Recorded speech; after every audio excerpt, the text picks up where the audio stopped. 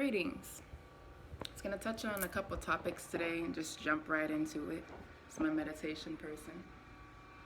Chakras. Okay. Advice for relationships. First advice I'd ever give is never to take advice from your friend that is not in a relationship, who is single. The worst thing you can do is take advice for a relationship from a single person who hasn't gotten it themselves. Because they'll be the same friend, whether you've grown up with them or not, or know them very well, they'll be the same one to reap the benefits after you leave that relationship. It's happened so many times. So, you can either bite the bullet or just act oblivious to the truth. Second thing is relationships when it gets on the rocks. And the main thing that a lot of women complain about in the relationship is, oh, I think my man is cheating. Yes.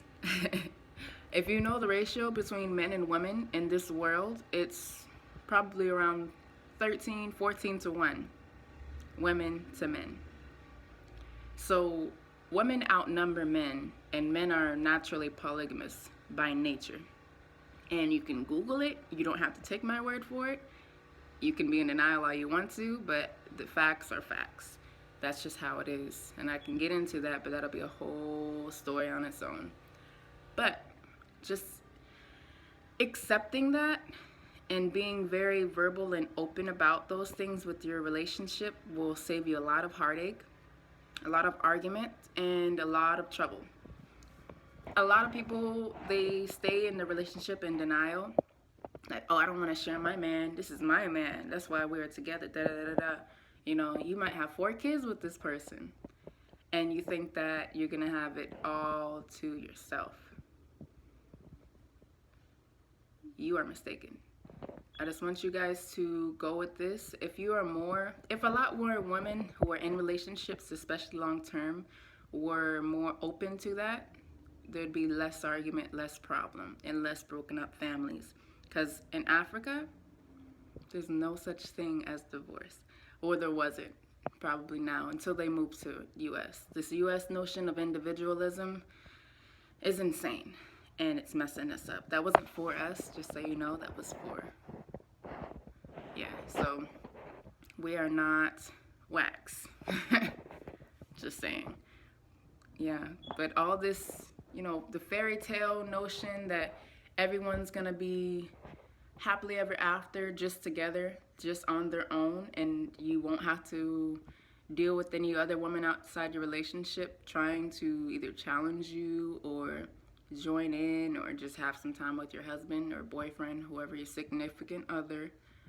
It's bogus, just so you know. So all I would tell you, and I'm not saying it's right, I'm not saying you should look forward to it, but accepting is key, because the more you fight it, the more heartache you're gonna have. And of course, with the heartache, and women, are known for bottling a lot of things up. I'm not saying you have to broadcast it to the world or, yell at the top of your lungs on the roof, but just know it in your heart and your mind and free yourself before it becomes a health issue. Because when you bottle up those emotions, it's energy. The energy turns into health problems and mental problems that we're sometimes not aware of, but it happens. That's why a lot of women, they develop a lot of tumors, fibroids, or bad periods, pains. Those are emotions. Emotions are energy, and it can mess up a relationship very fast. So that being said, ladies, I hope that shedded some light on a lot of things, and I hope, a lot of people, probably a lot of people are mad about it, but, it's okay. In time, people will just learn. You'd rather know instead of just being oblivious to it. That's why a lot of people are being polygamous, going into polyamorous relationships, because, hey, that's just the way the world is now. A lot of the women, they're promiscuous by nature. A lot of the men are promiscuous by nature.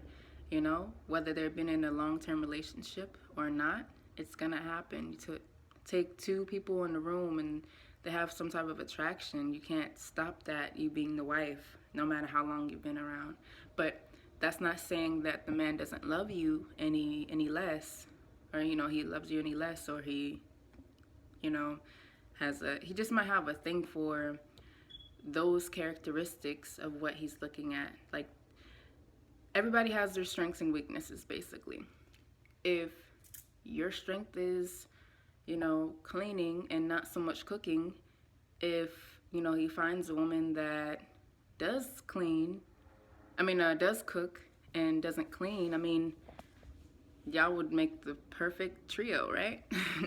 But a lot of women don't see it that way because it's all about individualism. Oh, what's mine is mine, and what's yours is yours. But it should never be like that. Let's be realistic, ladies. That being said, peace.